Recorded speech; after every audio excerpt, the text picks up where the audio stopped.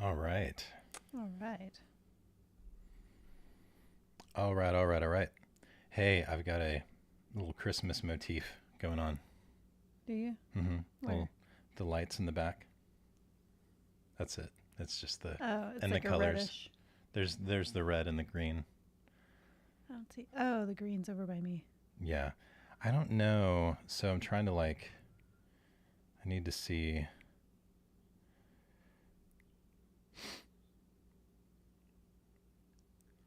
There we go. I just turned the green up, so Okay. and I just turned the red up too. There we go. Yeah, that's more noticeable now. It was kind of Mhm. subtle before, so Yeah. And then some Christmas lights. pretty nifty lights. Yeah. All I need is a little tree.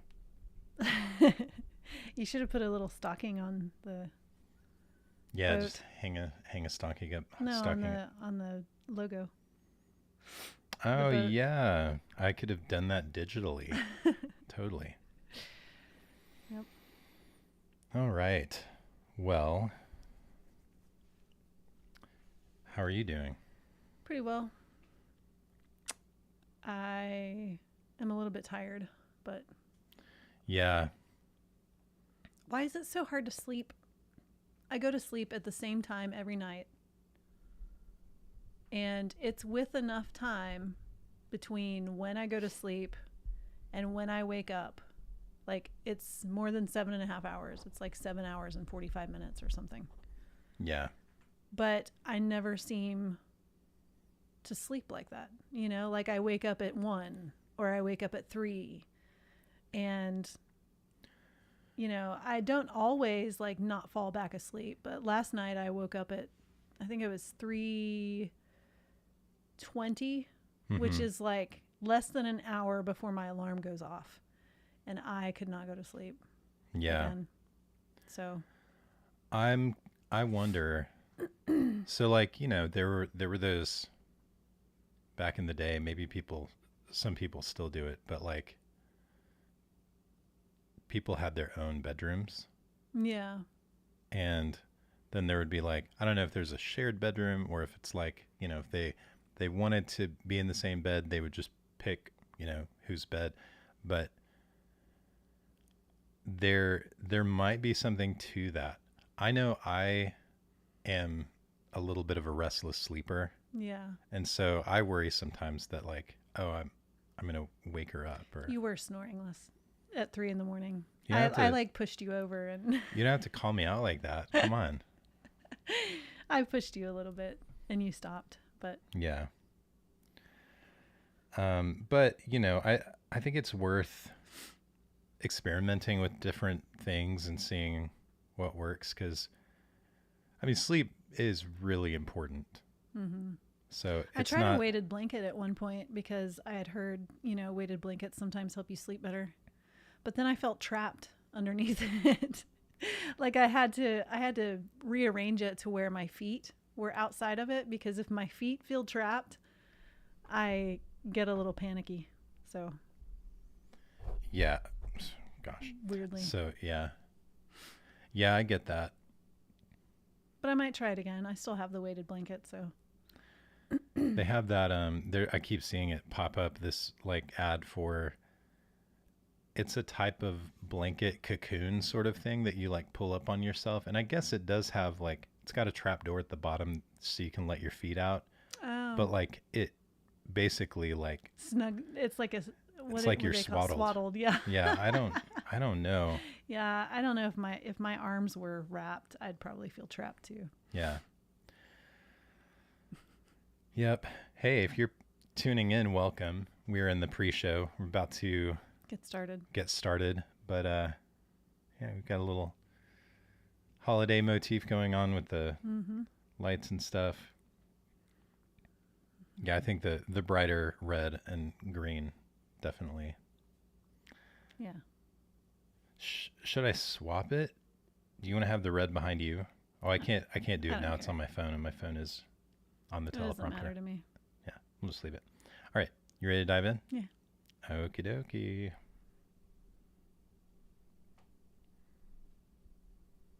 Nope. It didn't do. All right, let's try this again.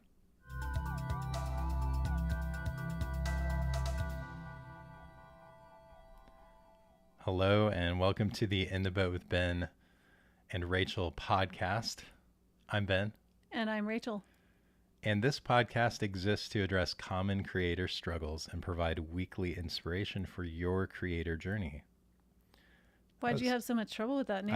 I don't know. That was a rough one. I think I'm just tired, you know? Yeah. Well, you did In the Boat with Ben for several years with me as a co-host, but Yeah, but when I go into so when I'm tired, I tend to go into default like into- auto pilot and whatever my brain's like, okay, we're not doing critical thinking right now. Just feed him whatever he needs. Yeah. And that's the line, In the Boat with Ben, what it used to be. Mm-hmm. And we rightly named it In the Boat with Ben and Rachel. You know what I need to do is I just need to sit down and rehearse that intro. One, so that I don't need to use the teleprompter anymore. And two, so that I burn that into my brain. Yeah. It'd be good. Yeah. But it's that time of year for me. Oh, good. Now we have a cat coming to say hello. There's a cat. Hey, you want to pick him up? Yep. Can you get him? So he can say hi to everybody and then we can kick him out. Say hi real quick. Hi, Harris. I don't know if they can see. There we go. Yep. That's the whole time he's trying to get out of my hand. Yeah. He's like, I want to see you, but I don't want you to hold me. So, yeah, it's that time of year for me where and this isn't always the case, but it seems to be like a pattern I've repeated over the past few years where I take on a little bit more than I should. And so I'm really trying to hustle through and get stuff done. And then there's kind of a longish break. I'm fortunate enough to have time off of work that I start taking next Tuesday through the rest of the year. And during that time, I don't want to do anything. I don't want to think about anything. I don't want to worry about anything. So I'm just hustling and trying to get everything done. And I'm within it's like you're running a race. You're on the last 100-meter stretch. I'm on the last 100-meter stretch. Yeah. And I'm like, why don't I just jog the rest of it, you know? Yeah. Instead of finishing strong. Talked about that last week. Yep.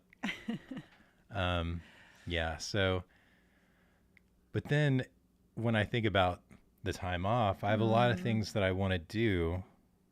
And I'm specifically, I've been thinking about doing a music project and working on something.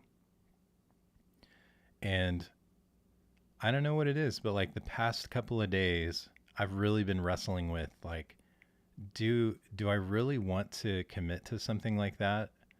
Or do I want to just, like wake up, see how I feel. Mm-hmm. If I feel like working on music stuff, I will. If not, I'll just play video games with the boys all day. And, like that's an okay way to spend the break. Yeah. I don't know if that's right. I'm just saying like that's what's going through that's your head. That's what I'm wrestling with. I'm like, do I want to, over the next 2 weeks, be creative? Yeah. I think even when we don't feel like we want to be creative, we can still be creative in other ways, like even if we're not just working on a particular project. I don't plan on doing any writing while the kids are off on their holiday break, but there are other things that I can do with them that is a creative thing too, Yeah.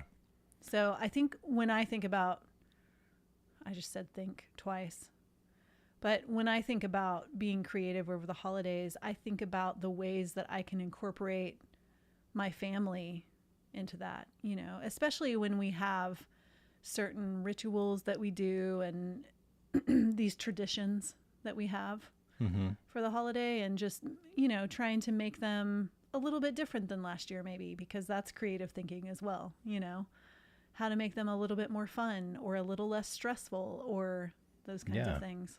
So, This morning and yesterday morning, actually, I think it was kind of like a repeated workout format. Um, we had on the board, there were several different exercises, and they were organized into separate boxes, and we were each given a is it called an eraser? Not an eraser board. What's the a dry erase board? Yeah, dry erase board. Man, I'm struggling today. We were each given a dry erase board, and our instructions were to draw a Christmas tree.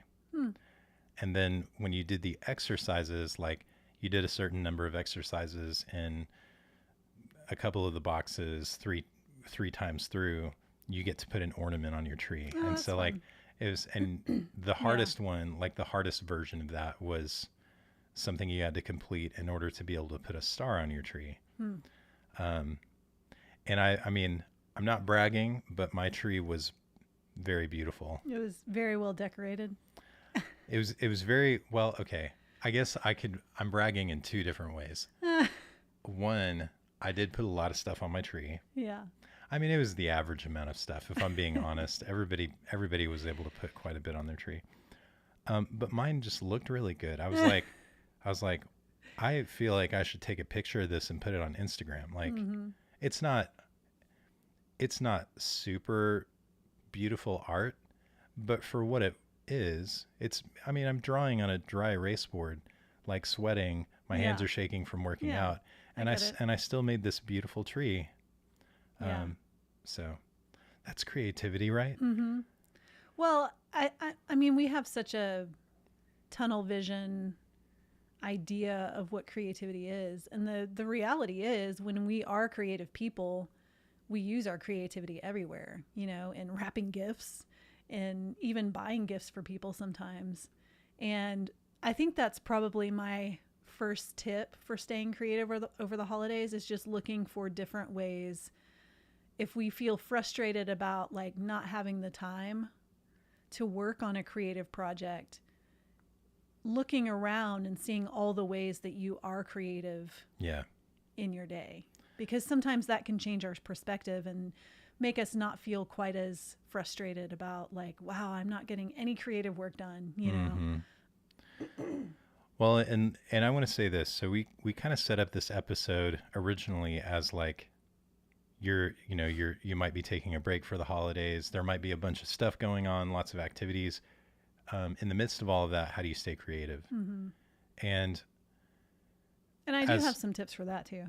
well, but as we're talking about it, I kind of have a couple of hot takes. One is there's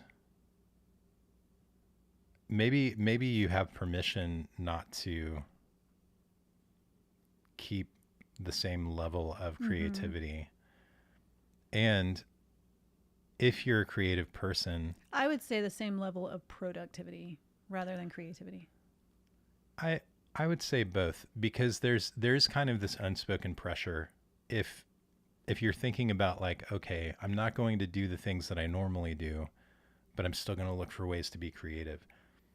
I think during breaks like this, or during, seasons where maybe you're busier with other activities and stuff, there's this phenomenon where if you stop purposefully trying to find ways to be creative, it still has a tendency to come to you.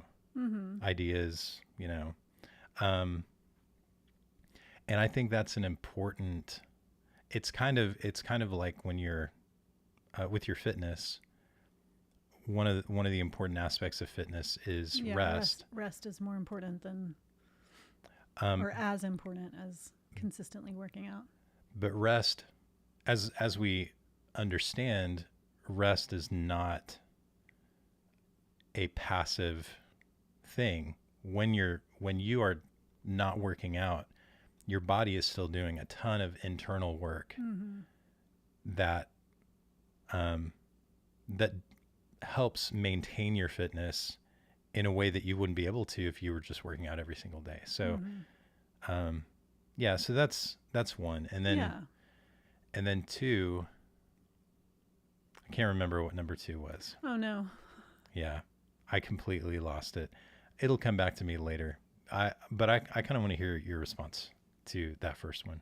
Yeah, I mean, I think we all need to give ourselves a little more permission to, I mean, I'm the pot calling the kettle black, giving ourselves permission to take rest days and take days off. But I do know that because this break coming up is like a 2-week break, and I don't have anything specifically planned as far as like creative projects. And I start, after about a week, I start like, I feel not myself and antsy and grumpy. I get really grumpy when I don't like write and Mm-hmm. have that time. And so I guess one of the valuable things for me is just looking, like I said earlier, just looking around and seeing the different ways that I do exercise creativity in my day-to-day life and not feeling like I have to get that creative energy out in the normal mode that I do it, you know? Yeah. So if you're a person who really struggles with like taking a break and not purposefully being creative, maybe having trouble trusting that process Mm-hmm. a little bit, I think a good exercise is to to go ahead and take the break, to rest, to try not to purposefully like force your creativity, and then reflect at the end of a day or at the end of a week and see if you can identify times just during your day-to-day activities where you were exercising your creativity without really realizing it. Yeah, without it being an intentional exercising of that. I think it can be valuable just because when I've tried to work during holiday breaks when our kids are home and stuff, I end up getting frustrated because it's very hard for me to concentrate when there's a lot of noise in the house. And Mm-hmm. I'm a little spoiled because when they go off to school, everything's so quiet in our house, and then everybody's home and it's super loud, and I never know what's going on even when you're in charge, or so it helps me have a better perspective about, I'm not just like bottling up all of my creativity and it's going to like explode Mm-hmm. when I come back to work, but I'm sprinkling it out here and there as well. And I think it helps us appreciate the things that we get to do in our daily life too, that Yeah. exercise our creativity. So I remembered the second one, and the Oh. second one was this idea that when you're not intentionally spending time being creative, there are still things that happen that are a part of the creative process. Mm-hmm.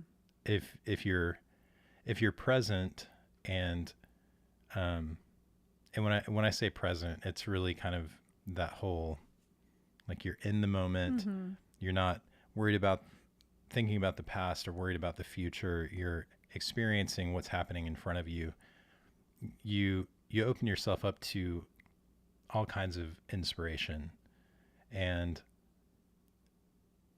inspiration is a very important part of the creative Mm-hmm. process.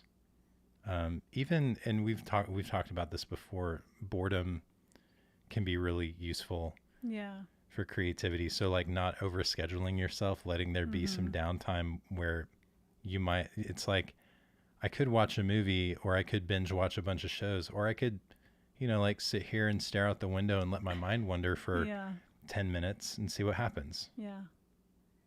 It's good. Or even go for a walk Mm-hmm. with nothing, no earbuds, no phone, just like sometimes when we get our body moving and that can help your Yeah. brain do things too. or take a bike ride with your family. That's what we're going to do. And those things are fun too, you know? Yeah. So, Speaking of which, I need to repair all the bikes. yeah. Oh, that's going to be fun. Maybe that I can turn that into a creative activity. I'm sure that they would enjoy helping you too. Yeah. Figuring out solutions.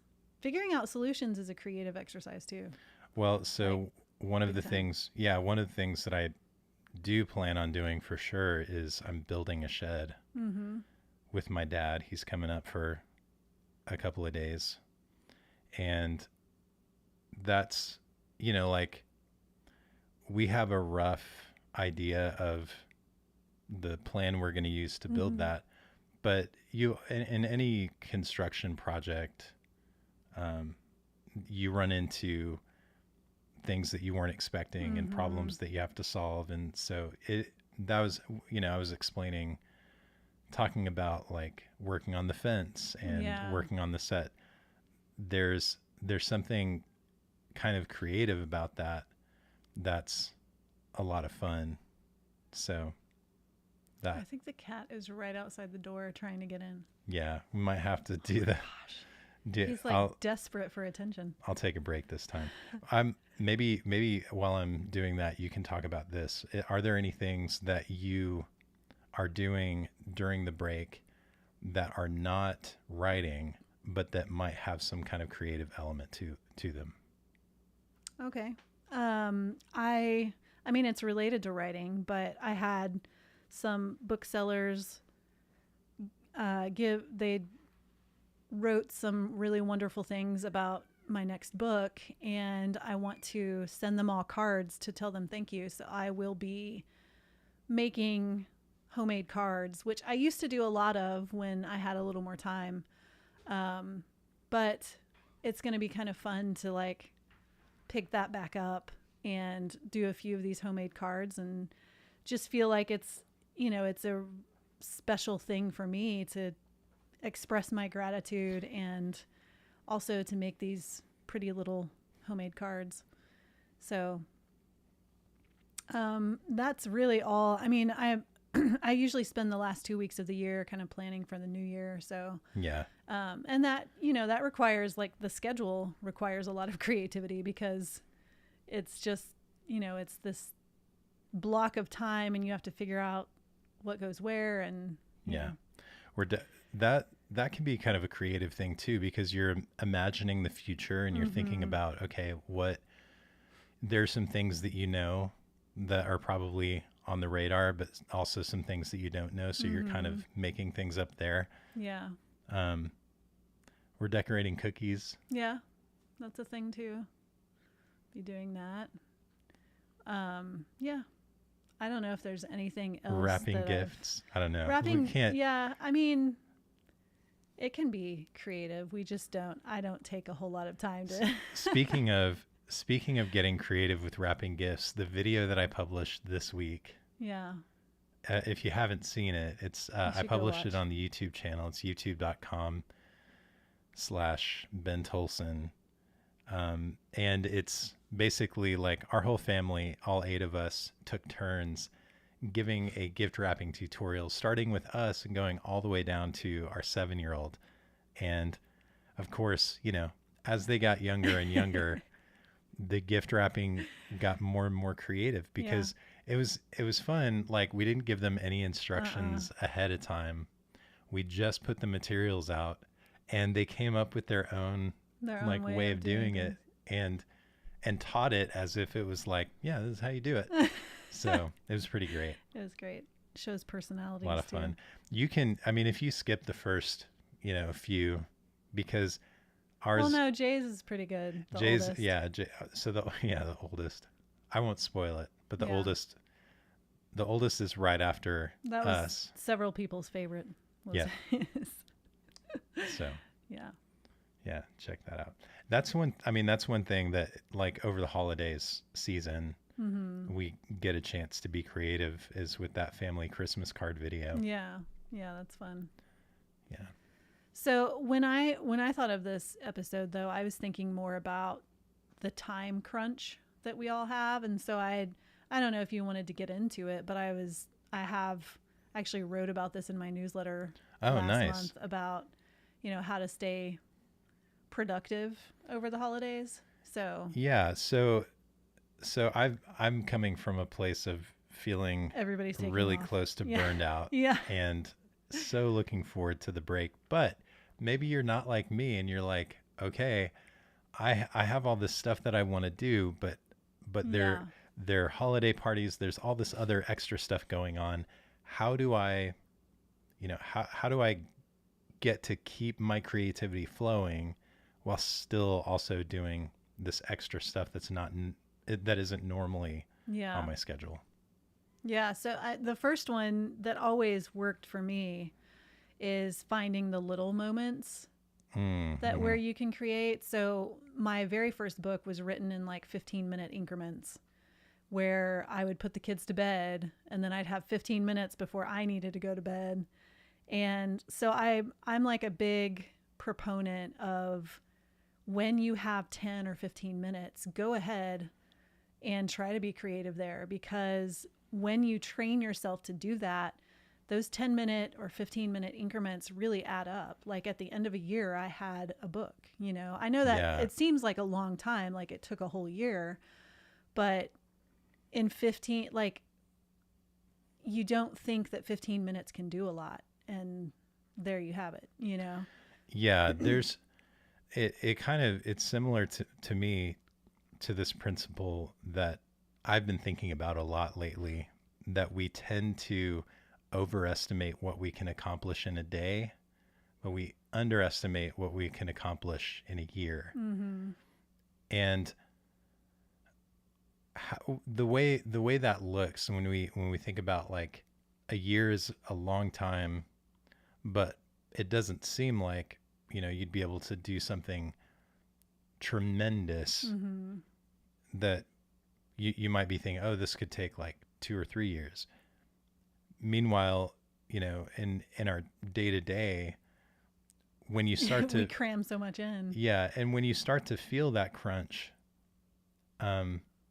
because like, and especially folks like me, I'm like, I get really optimistic and idealistic about what I can do. And I'm like, yeah, I've got this checklist of 15 things and I'm going to get through all of them today. Yeah. And when I don't check everything off my list, that shapes the way I think about Mm-hmm. my long-term progress. And it really messes with me. But what's also true is, in those moments when I have an extra 10 minutes, like I set a video to render, Yeah.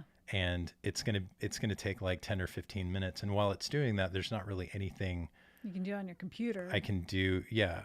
I mean, I could do, so there's stuff I could do on my computer, but like I can't do any video editing. Yeah. But I could open up a document and like chip away at a script for Yeah. the next video, or, so it's little things like that. Yeah. And I think what we're experiencing is this feeling of like, it's just not a lot of progress. So it's not worth doing if we can't take this huge bite out of it, especially when it's something big like that. Yep.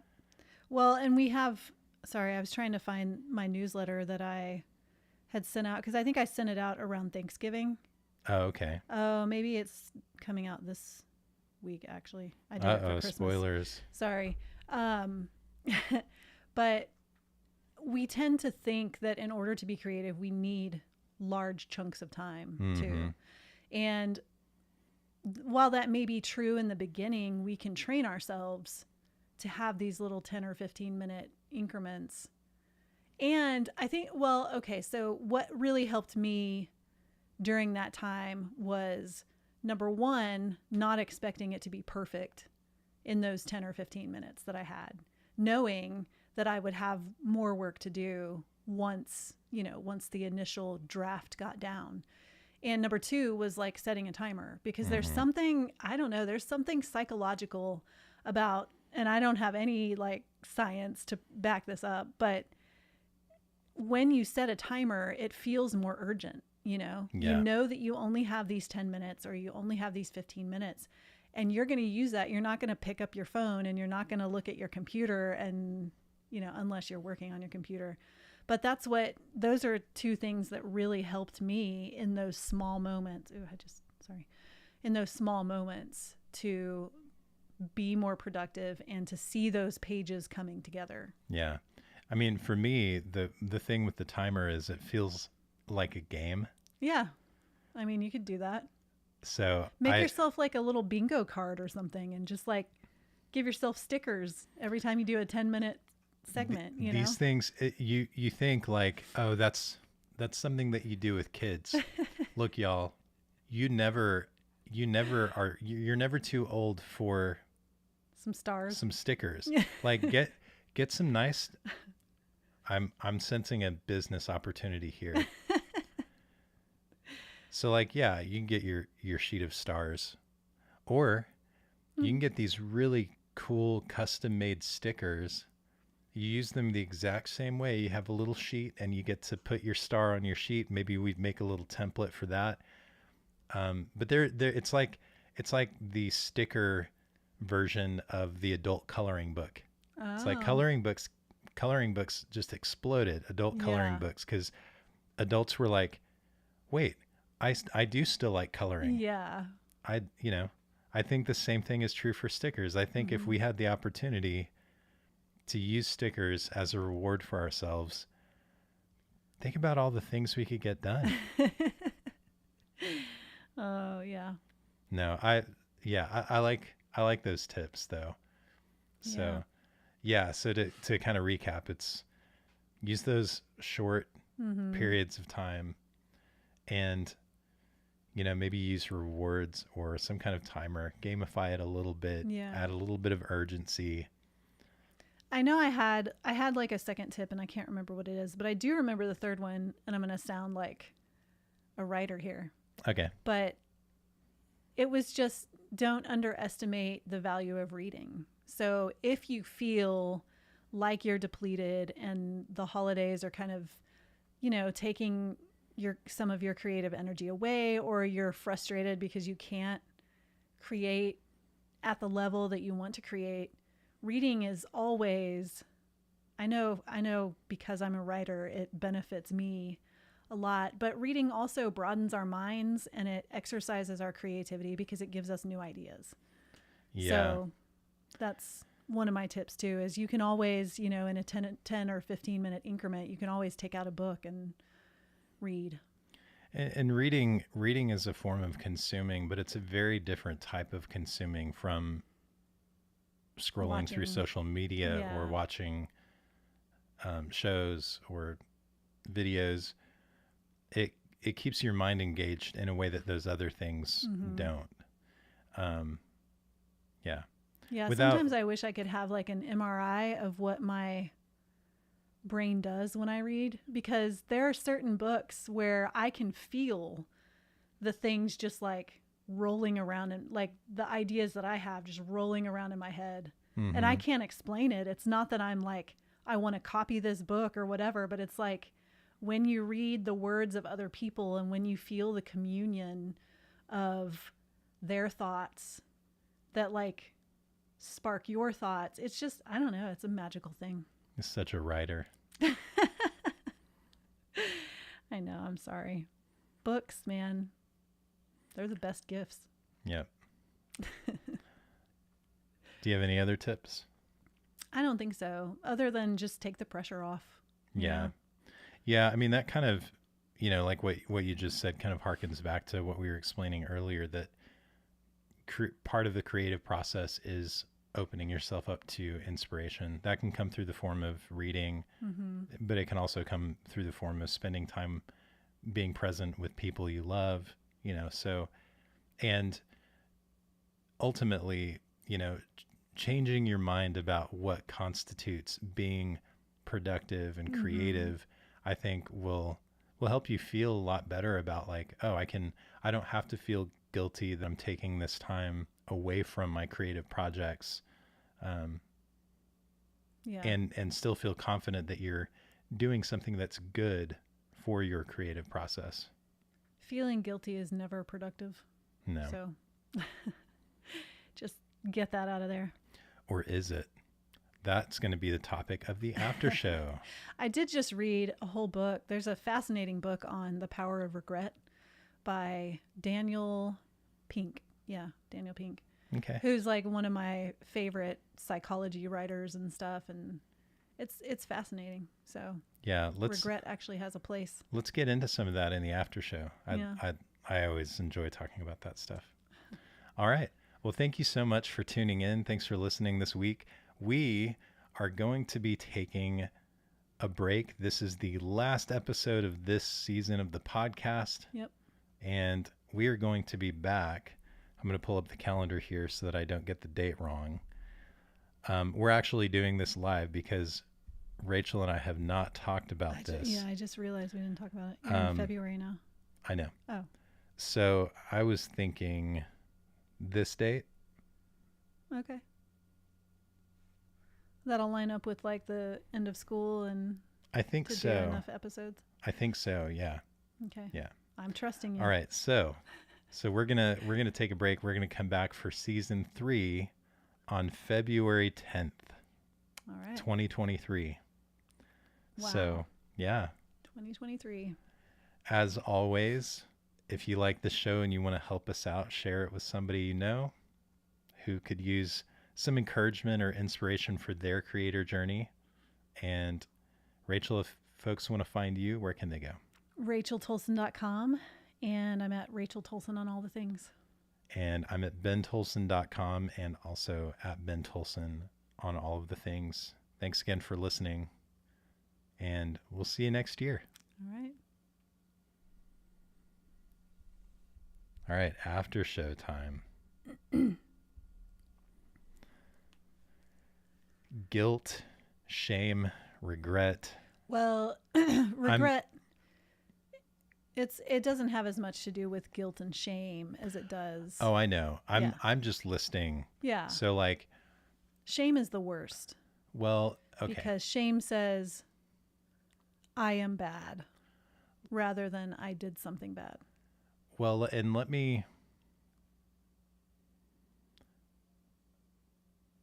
me push back a little bit.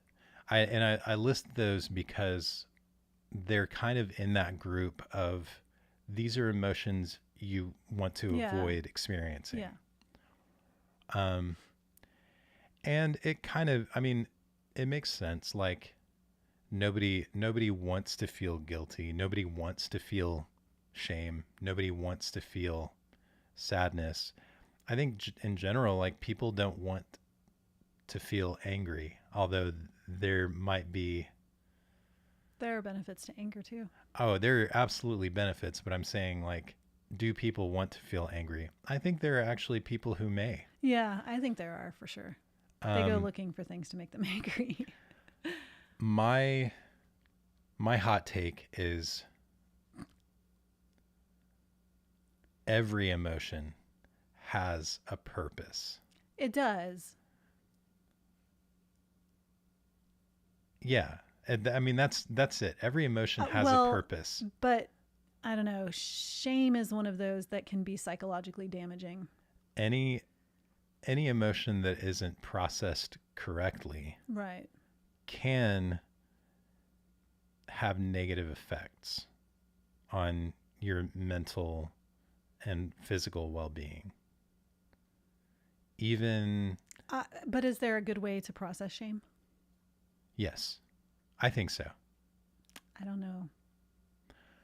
Because Brene Brown says there's not. yeah. She's a sociologist. So I agree with you about shame saying I am bad. And what usually I'm kind of thinking back to like earlier humanity where we're starting to form groups, and it becomes important for our survival that we have kind of a code of conduct that we all follow. And I think of the emotion of embarrassment as kind of the like milder version of shame. I feel like that is a gradient. Again, I want to say here that like I'm not qualified to No. speak with any authority on any of this stuff. This is completely Guilt is actually 100% my opinion. shame's cousin, but shame is the Yeah. negative of guilt. Yeah. Well, and I get what you're saying. Let me just Okay. finish my thought. Okay. So in a society where we all have a shared code of conduct, there are certain things that if you do them, um, they break the code of conduct to the extent that it puts you at risk of being pushed outside of the group. I just heard a noise from upstairs that sounded like something or somebody fell. I think the cats are fighting. Oh yeah, they just ran down the stairs. That's fun. Okay. So there's a fear of being ostracized. Mm-hmm. And so that idea of I am bad or I am broken or I'm not working, I'm not functioning the way that I should in this society. I am not belonging in the way that I should. Um, is a really powerful corrector. Something that like if you've let's say you've never felt shame before, you do something you didn't realize, was wrong, or you did something that was wrong and you thought you could get away with it and then you got caught, and now everybody knows you did the thing, and they probably have the right to cast you out from the group. That means you lose your community, you lose your protection, you lose connection with other human beings. Like there's so much to lose there. And the feeling of shame, for future instances where maybe you're in a situation like that, the deep burn of that shame has to be something that helps you make a better decision in the future. Now, the belief that you need to have, I think, in order for shame to be productive, you have to believe that people can change, that they can grow, that they can learn, and they can evolve. If you don't believe that and you stay stuck in I am bad, that's where I think it becomes really, really harmful, because then Well, you I don't. think there's another dimension to that too, is when other people make you feel, Of course. So and then you're stuck in that. yeah, and that has to be. I think less so. I think that belief can be more powerful internally. If other people outside of you don't believe that you can change, but you do, you can still, it's definitely like the best scenario is everybody believes that anybody can change, is capable of becoming better, growing, evolving.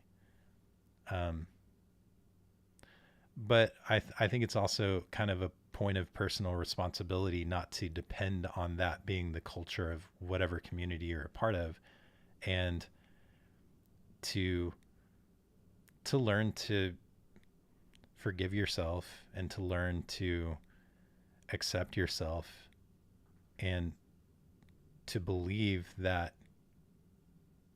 you want to and you can grow and change and make better choices. And so Maybe I have a different perspective because I'm a woman, but well, I don't see shame as being super helpful. it's really sh- imposing shame on other people is, I don't think. Well, and it's not just that. It's like, I mean, I grew up in a church that shamed me for being a woman. And I So grew up in a society so that that's a shamed me for being a completely woman and that's yeah. So or for not living up to the standard of a woman that somebody else set. yeah, so that's a very different scenario though. Like and that is indicative of a broken society. So that's why shame doesn't feel productive to me, because we're not going to fix society or these Well, places, you know. I think I think it is getting better Yeah. in a lot of places. I think there I are mean, cultures there are cultures that are within our society that are growing that have are actively fighting against using those things as weapons against people. But like it's the application of it's a misapplication of shame. It's like you did nothing to deserve this, but it's yours because we don't like well, who I you was responsible for the fall of humanity. yeah. We don't like who you are. Or yeah, it's a part of that's that part of What do you do when you hear that when you're 7? a theology. Yeah. Yeah. So there's a lot of there's a lot of nuance in there, but it can't yeah. I feel like that's a That's a much whole other bigger yeah. conversation. That's why I'm like, don't open up the shame bottle or the shame can. People use shame and I think this is how it happens in society is like when somebody can't forgive themselves or they feel like there are things that are outside of happening that are outside of their control and they need a scapegoat, they need someone to blame. Mm-hmm. Or if they have flaws, you know, they do things that they're not supposed to. I mean, that's the whole like, you know, the dress code thing. Like we don't want our it's that's not the whole dress code thing, but a lot of the argument comes down to like, well, if girls wear certain clothes, boys can't pay attention because they're, you know, whatever. Well, they stopped letting boys wear letting boys wear sleeves where they could see their muscles too. I was like, oh Yeah. my gosh, how shallow do we think Sorry, folks. everybody is? It's warm in here, so I gotta. I didn't even think about you being in a tank top. Yeah. But it's So distracting. it's that creates shame for people. On I the was dress coded all the time. on the basis of somebody else's, Mm-hmm. you know, something that someone else isn't taking care of, and I don't think it's as simple as like, oh, that's just a malicious thing they did. I think it's in our human nature to not cast ourselves as the villain, because of the fear that if we are messed up, then and so maybe it's shame transferred. It's like it is. it's a shame that I can't deal There's a with for lot of myself, that. so I'm putting Yeah. this onto somebody else. Mm-hmm. Yeah. I mean, okay, so like we really are just We're not pontificating a yeah. lot. And we're not equipped to. Yeah. But these are kind of our musings around that idea. But that's just a mishandling of shame. And so I think if shame is handled in the right way, it actually is a good thing in society. Yeah, but But- that's your idealism. Yeah, Because yeah. how are you going to change the ship of society? One person at a time. One podcast after show at a time. Okay, there we go. I think it's really good for each of us to examine our own shame. A lot of us have shame that doesn't belong to us, Mm-hmm. that was put on us by somebody else. So it's important to be able to recognize that.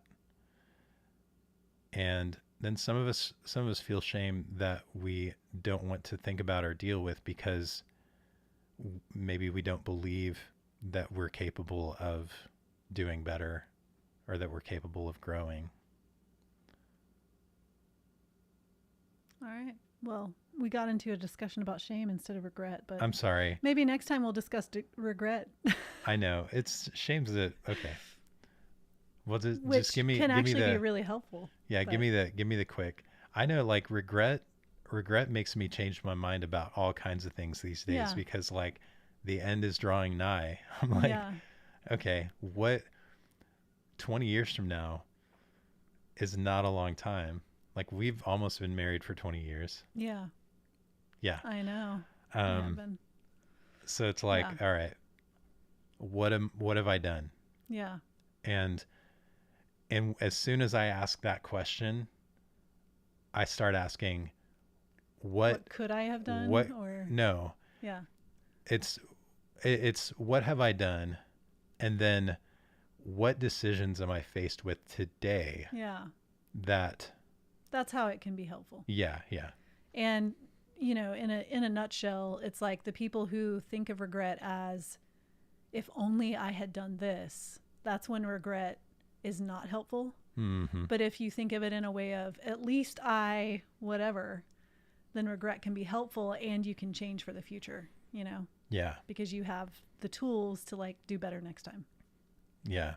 So I think a lot of people naturally tend to loosen up like early on you know we were saving every penny and we were like we didn't have any kids, we could have done all kinds of traveling and stuff like yeah, that, like what were we we thinking? say, I mean, we had a big down payment to put on a house, but Okay, I mean, so then fast forward to today, what are the decisions we're yeah, faced with, what are it's the good. opportunities available to us that feel like they're too risky, Mm, but maybe 10 years from now we'll look back on and wish we had taken. Those are the kinds of things that yeah, regret makes me think about. yeah. You have a healthy relationship with regret. Well, I hope so. All right. All right. I'm super hungry. Thanks so. for bringing that up. Yeah, we need to go eat. Okay, thank you again for tuning in, and we'll Yep. see you next year. Happy holidays.